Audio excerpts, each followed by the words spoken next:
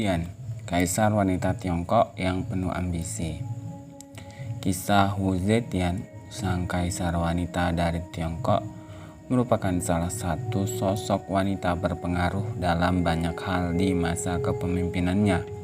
Dan kali ini channel kesayangan kalian, Kisah-Kisah, akan membahasnya. Bagi yang baru menemukan channel ini, kami berharap kalian memberikan dukungan dengan menekan tombol subscribe, mengklik tanda like, dan juga share agar informasi ini dapat bermanfaat bagi yang lainnya.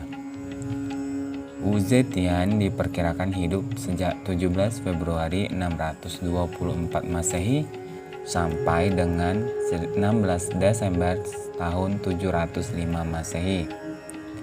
Wu Zetian, ayahnya merupakan seorang pengusaha kayu dan berlatar belakang keluarga yang cukup kaya. Ibunya berasal dari klan Yang, di mana keluarganya tersebut memiliki pengaruh yang luas. Selain dikenal dengan nama Wu Zetian, kaisar wanita Tiongkok tersebut juga dikenal sebagai Wu Zhao dan Wu Hao. Masa kekuasaannya dimulai tahun 690 Masehi sampai dengan 705 Masehi.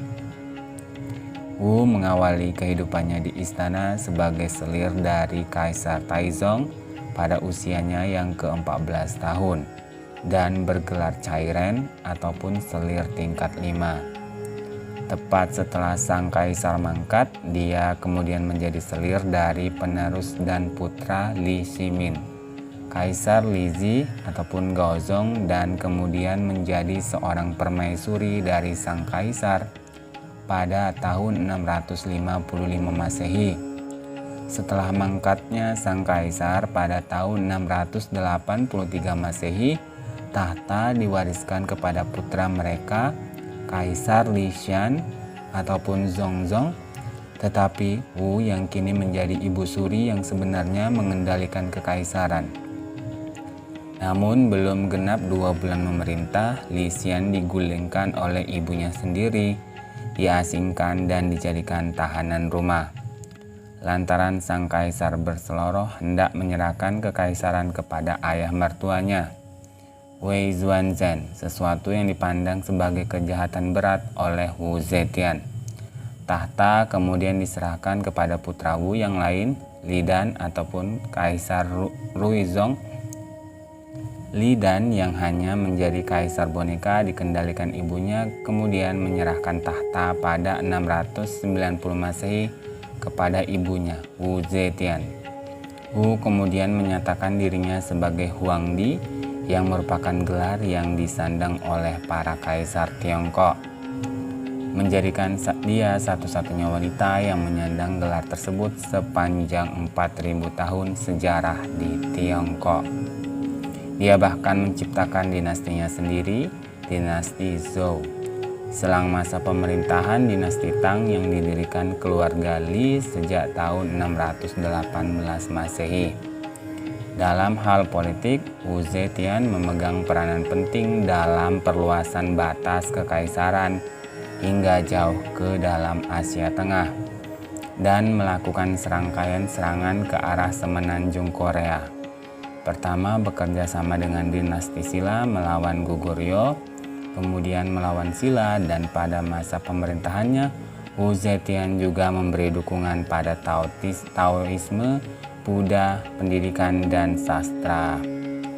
Meskipun pada awalnya sosok Wu Zetian tidak begitu menarik perhatian kaisar, namun satu hal yang membuatnya istimewa adalah Wu yang saat itu menjadi selir melahirkan seorang putra, dan hal itu menarik perhatian kaisar.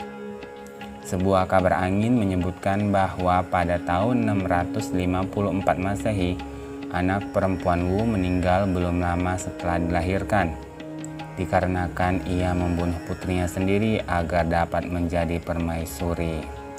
Tak hanya membunuh putrinya sendiri demi ambisinya semata, konon kabarnya Wu Zetian juga mendakwa permaisuri Wang, rivalnya, melakukan sihir hingga Kaisar Gaozong melarang permaisuri Wang dan ibunya masuk ke dalam istana maksudnya ya. Pengaruh Wu Zetian semakin kuat sampai pada tahap menyaingi kewenangan kaisar. Tiap pertemuan Dewan Permaisuri Wu duduk di balik tirai di belakang Kaisar Gaozong dan masyarakat menyebut mereka dengan sebutan Dwi Tunggal Suci.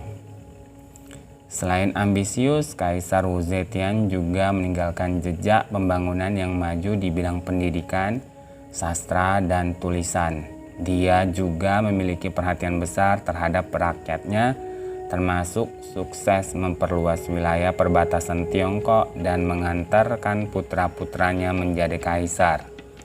Di masa kekuasaannya, Wu Zetian bahkan memangkas biaya militer, memotong pajak, menaikkan gaji bawahannya yang berprestasi dan memberi tunjangan pensiun, dan juga mengubah lahan ibu kota menjadi lahan pertanian.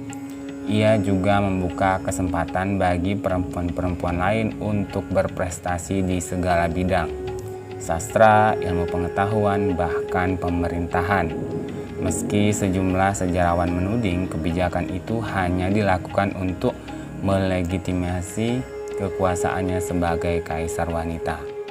Di akhir hayatnya, Wu Zetian jatuh sakit dan mangkat pada 16 Desember tahun 705 Masehi.